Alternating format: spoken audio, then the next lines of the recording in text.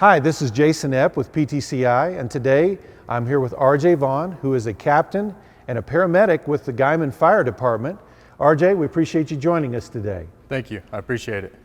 Well, RJ, I think you said you've lived in Guyman most of your life. How long have obviously this is a passion of yours, how long have you been with the Guyman Fire Department? So I started as a volunteer in 2008, and then in 2010 I became a paid guy, worked up through the ranks and became a captain.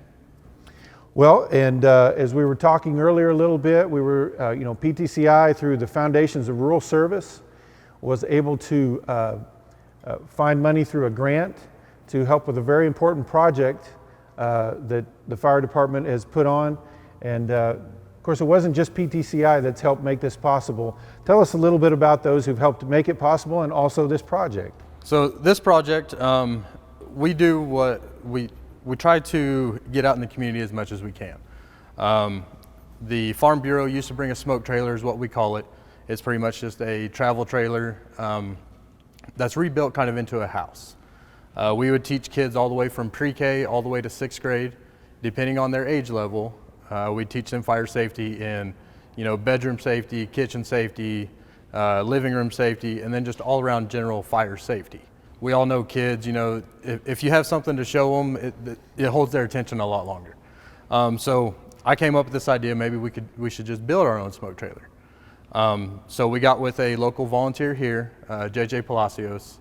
He owns Palacios Construction. He said he would donate the construction of the building or of the trailer, and then we'd just pay for labor. So going on from there, we had lots of ideas. I wanted to throw more technology in it. Being in the 21st century, I mean, you need technology in there. Yes. So I got with PTCI, and then that's whenever we were able to find this grant. We worked through it. PTCI, they extremely helped me out a lot. Ended up getting it. We got a $5,000 grant for technology. So that's going to be used for computer systems, electrical systems that can be all ran by tablet, and everything like that for the smoke trailer. A lot of other people that are all local, because I have been trying to keep it local. So we've had like Joe's Custom Concrete has donated.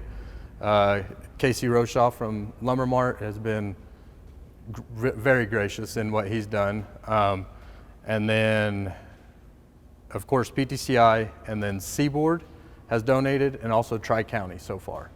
So all in all, we have a great start to it. We're actually about to start the building process within the next few weeks. We do have a deadline with the foundation's money, but we're all about hitting deadlines, so we'll make sure we get that. And Guyman being a unique place in that, we're the first place that a lot of people from all around the world end up, in that the on-hands training for children is important of all ages. They learn great that way, but also the fact that we do have such a language barrier here with kids who come in here who may not know English at all. It's even that more vital that you guys are able to do the hands-on approach and have them walk through it. In this house, I know you were describing it earlier, kind of walk us through this house that's going to be built. Okay, so it's going to be a 2-story house. It's going to be 12 foot high, 8 foot wide, and 28 foot long. We're going to start off, you go in through the entrance and the exit will both be on the same side for safety. So we'll have the kids enter, and as soon as they enter, they'll enter what we call the living room. That's where we'll teach the kids fireplace safety, not to put aerosol cans next to a fireplace, stuff like that. It'll also have a phone in there. That way we can teach kids how to call 911. With PTCI, we've been setting up it's almost going to be like a direct line.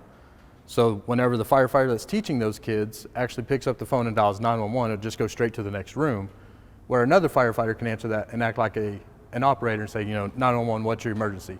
That way kids can see a visual and an audio to get, we don't call 911 for this, this, or this, and if you do because you have an emergency, this is what you're going to hear. So they'll hear that. We also have bilingual firefighters. That way, if you have Spanish speaking or anything like that, we'll be able to teach them too. From that room, you'll go through a hallway and you'll go into the kitchen. In the kitchen, we're going to have a sink, we have a toaster, a microwave, regular outlets, stuff like that. So we'll teach the kids, not to put cords inside of the sink with running water, not to try to get toast out of a toaster with a fork, not to put aluminum foil in the microwave, and then we'll throw some little things at them. For instance, we'll hide a gas can underneath the sink and see if somebody happens to find it. We'll also teach them fire extinguisher safety, of how to actually put out a fire, and of course that's age-based. We probably won't do that with preschoolers, but 6th graders get to do fun stuff like that. We'll also teach them whenever you're cooking, so if you have pot handles and everything, make sure your parents are turning them in. That way, if they have any little brothers or sisters, you don't want them knocking over that pot handle and knocking hot water all over them.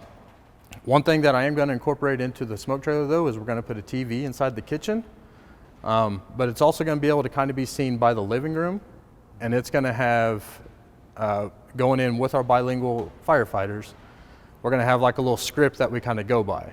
And we'll have pictures and also the words of actually what the firefighters are talking about in a different language on the TV. That way, those, Spanish speaking only or anything like that, they can read it too as we're talking if they don't understand very well. So then we'll go up the stairs and we'll go into the bedroom. In the bedroom, that's where we're going to teach the kids, make sure you're sleeping with your door closed, but then what a smoke alarm actually sounds like. So we can set off a smoke or a fire alarm and then make them escape. Now the cool thing about this is it's all going to be digitally ran by a tablet. So VIP Security, which is another one of our sponsors, they're going to go in there and they're going to pretty much make it a smart home pretty much. So we hit a button and then smoke machines are going to go off, and through the vents we can fill that whole trailer up with smoke. That way it allows these kids to actually get down on the ground, do what we're telling them to do, stay low, and then escape out, go to a meeting place, and then make sure whenever they're out, they stay out. So it's very cool. I'm very excited about it. I'm already ready to see it done. And we haven't even got to the building stage yet, but I'm already really excited for it. So.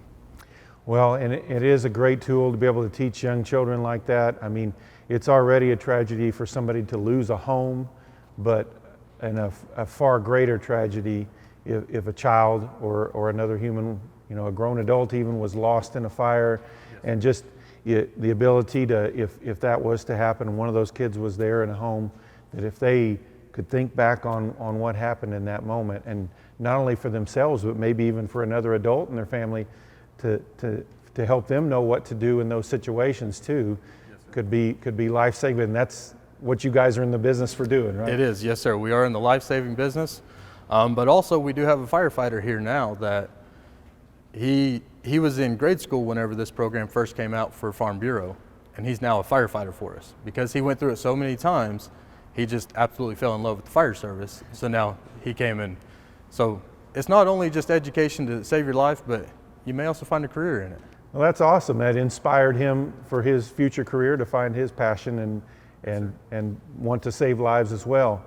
One of the other things I wanted to talk a little bit about is PTCI is also a part of AT&T's network with FirstNet, which after 9/11, they found that after that major tragedy, that terrible event that the United States was hit with, that one of the problems was that first responders couldn't communicate with each other because there was no dedicated cellular service for that, and everybody in that situation is obviously in a panic trying to call out to let people they know they're okay, or people from outside are trying to call in to try to get a hold of somebody that they know that possibly might have been in that area that day and everything.